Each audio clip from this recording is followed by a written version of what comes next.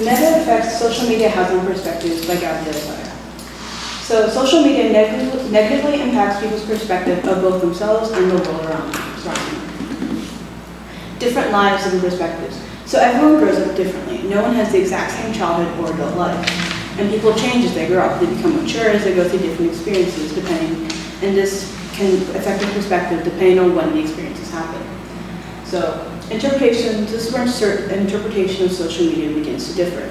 Because if someone had a perspective that they were in the beauty pageant industry and then they were discriminated against because they didn't act like one or didn't look like one, they would have a negative impact, a negative perspective of someone who posted something that was positive, that said beauty pageants are amazing, they do great things for girls. And this is because they have different experiences with the beauty pageant industry. Also, in Through the Looking Glass, Alice was able to have a different perspective of her own living room, even though she remained the same as a person, she became smaller, which led to her being able to see the room in a different way. She could see the chessmen talking, which she had never been able to see before. So in the picture, there's a man on the land building a boat because he sees someone who could perhaps rescue him. While the man on the boat sees a person on the land, and he realizes he can stop paddling now because he's perhaps safe and he can get his wits together and stop traveling across the sea. Perfect life, right? So social media is heavily focusing on the person, on their body, their location, and how they're living. Social media is very much about seeing, do you have your best life? So this can lead to negative impacts because of social media jealousy, which comes from jealousy for seeing your friend suddenly having the perfect life, they have the perfect partner, they have the perfect job, or any other example that they're living their best life. They're the 10 out of 10 in people. In a study conducted by the Kaspersky Lab, out of 16,750 participants, they found that 49% of them had a negative reaction to those when they saw pictures of their friends at an event that they had not attended. And 49% said they felt jealous when they saw a picture of their friend on holiday. So this is what people want to have. They want people to see that they have a 10 out of 10 in their lives. Am I perfect? Unfortunately, in this society today, we have an understanding of what is the perfect body for both men and women. And teens, especially young girls, are subject to critiques from this by both themselves, their peers, and their family, along with society. And this is heavily reflected in social media. For instance, on Instagram, there are online beauty pageants where girls are subjected to posting pictures of themselves, known as selfies, and then they ask the commenters to vote someone off. The person with the most negative comments against them gets a red X drawn across their face. And this proceeds until there's only one left who is the prettiest. And this can worsen the mental illness. The girls who got voted off are now having their fears verified that they're not perfect. They don't have the perfect look, they don't have the perfect body, or their style is not in. And this can also be portrayed in cyberbullying. The commenters may have the excuse that, well, you asked for my comments. You asked for me to tell you what was wrong with you, so I told you. Maybe in the not nicest way possible, but here you are. And this is an effect of cyberbullying because they're negatively impacting the people who are in the photo themselves. This can lead to an opening of doors for mental illnesses such as anxiety and depression, which negatively impacts the person's perspective on both themselves, their body, and how they perceive the world. In this image, the girl is asking, am I perfect now? Now she almost looks like a Barbie. She has the large eyes, the full lips, and a very symmetrical face. So not everything is true. Fake news is nothing new, but it was brought into harsh light during the 2016 election, versus presidential election, Hillary versus Trump. And the question began to emerge, how is social media aiding fake news? Twitter and Facebook came under fire when they were discovered to have Russian propaganda ads that was directed toward politics on their sites. This led to people asking, well, how is it affecting our society? In a research study done by the CNN News, they found that 126 million folks' Facebook use has been affected by social media and has been able to see it.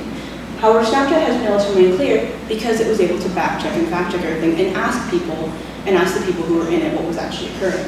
And this can also, and as they asked the people who were also what was happening while it was occurring, they were getting the perspectives of other people, for instance, the victims or the people who experienced it versus the people who were telling it. So, fake news, he's lying.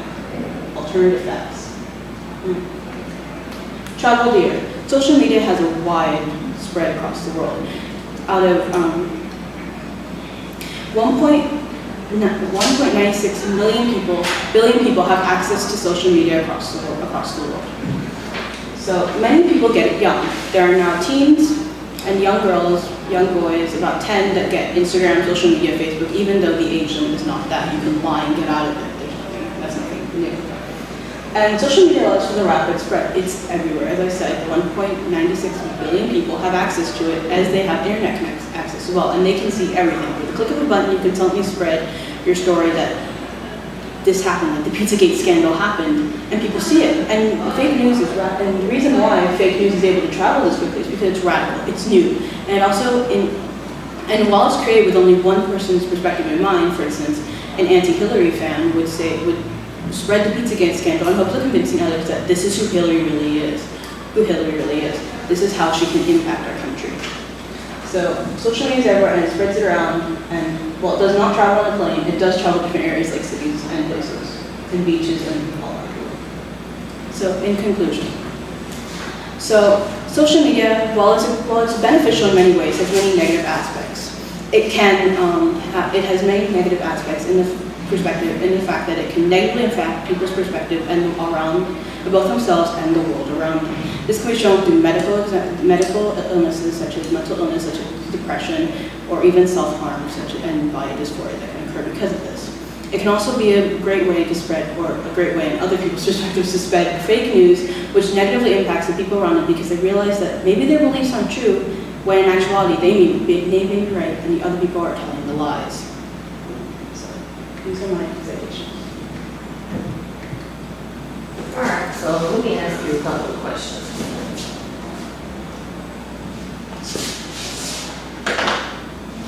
So, what information did you need that you weren't able to find or locate, and how did you go about trying to find it? I wanted to find a lot about how body dysphoria was really connected to social media, and I wanted to find studies on that. And while there were studies, none of them were really recent. There were some from 2013, 2014, and I had to kind of weed those out or figure out what was true, what was going to be effective in my application. Okay. So, what advice would you have for other researchers who are considering this topic? Look at different perspectives, even if you don't agree with other people's perspectives. Look at it and try to understand why they post this stuff and why they want to see it this way. It's better. It's like getting to know the opposition, because then you can realize why they think like this, and you can draw connections between who thinks like this and why they would think like this based on their experiences. All right. Well, thank you, madam.